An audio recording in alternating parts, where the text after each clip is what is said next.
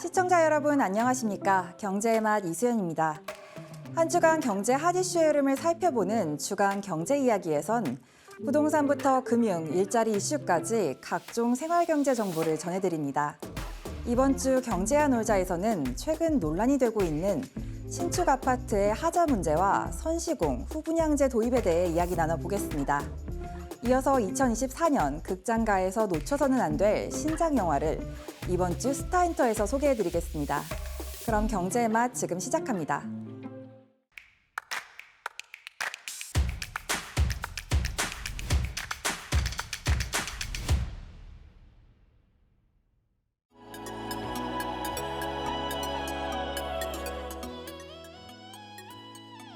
중국발 공급 과잉으로 긴 불황의 터널을 지나고 있는 석유화학업계를 위한 정부 대책이 빠르면 이달 안에 나옵니다.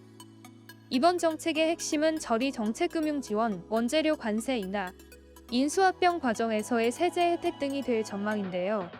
저리 대출의 경우 차입 규모가 크고 자금 조달이 어려운 업계에 한층 숨통을 터줄 것이란 기대가 나옵니다.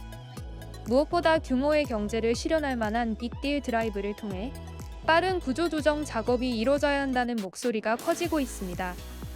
정부 지원 아래 합병, 유류설비 통합 및 매각 등 과감한 개편으로 불황을 극복한 일본 화학업계가 대표 벤치마킹 사례입니다. 석화업계는 독과점 관련 공정거래법 적용 유예 통폐합 시 세제 감면 등 보다 적극적인 인센티브를 제공해 줄 것을 요구하고 있습니다.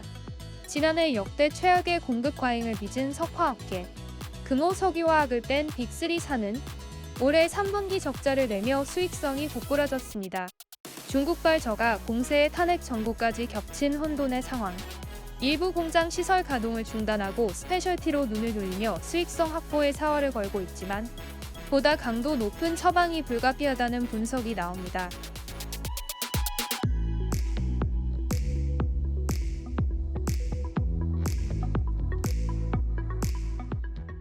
전국 불원의 연말 외국인 관광 특수를 기대하던 호텔, 면세업계가 직격탄을 맞았습니다. 일부 호텔은 외국인 관광객의 객실 예약 취소 수수료를 받지 않으면서도 이런 조치가 다른 예약 고객에 영향을 미칠까 노심초사하는 모습입니다.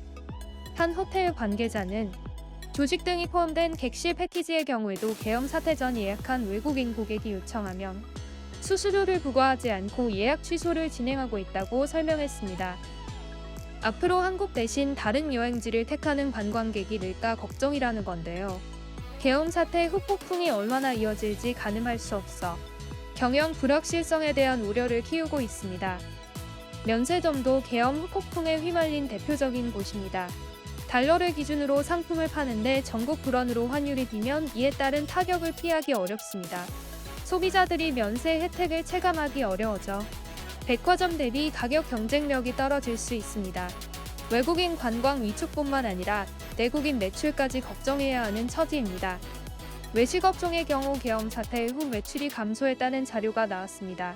한국신용데이터에 따르면 지난 2일부터 9일까지 전국 소상공인 외식업 사업장 신용카드 매출은 지난해 같은 기간보다 9% 감소한 것으로 나타났습니다.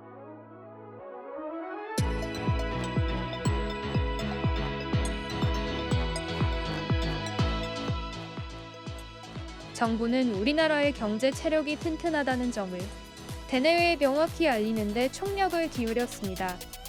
최근 열린 긴급 거시경제금융연안 간담회에서는 밸류업과 세계국채지수 편입, 자본 외환시장 선진화 등 주요 정책을 속도감 있게 추진하겠다고 밝혔습니다. 최상목 부총리와 경제 6단체장이 만나 경제위기 극복 방안을 논의했는데요. 최 부총리는 서울에서 열린 아세안 플러스 시티경제협력 금융안정 포럼에 참석해 한국 경제의 대응 시스템이 굳건하다는 대외 메시지를 전달했습니다. 하지만 불안감이 가신 건 아닙니다. 한국은행은 비상계엄 사태 영향을 점검하며 대외여건의 어려움이 크다고 평가했습니다. 글로벌 투자은행도 하방 리스크를 이유로 내년 한국 경제 성장률을 일제히 1%대로 전망했습니다. 내후년에도 1%대 성장이 예상되면서 저성장이 고착화될지 모른다는 우려도 고개를 들고 있습니다. 추경 편성과 신산업 육성 등 정치권이 힘을 합쳐 신속한 대응에 나서야 한다는 주문이 나옵니다. 그러나 정치권은 오늘도 여야정 협의체 구성을 두고 벼랑 끝 대치를 이어가며 실망을 안겨주고 있습니다.